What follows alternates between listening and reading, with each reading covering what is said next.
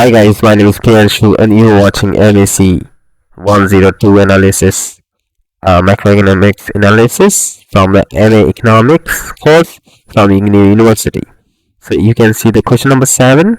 Before starting this question, I want to share something. We are providing the whole PDF answers of this question, which is a paid service from question 1 to 7. If you need answer of all the questions, so you can contact us on our WhatsApp number, which is 9009368238, and you can call also on our number.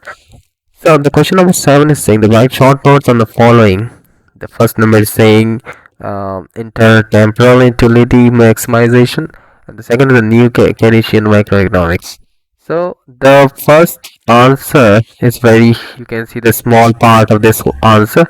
If you need a answer of whole answer, so you can contact us. We will provide you the whole solution in a PDF form within a minute at very cheap price. If you like this video, kindly subscribe and like this channel also, so we will provide you the better quality of videos in the next section. Thank you so much for watching.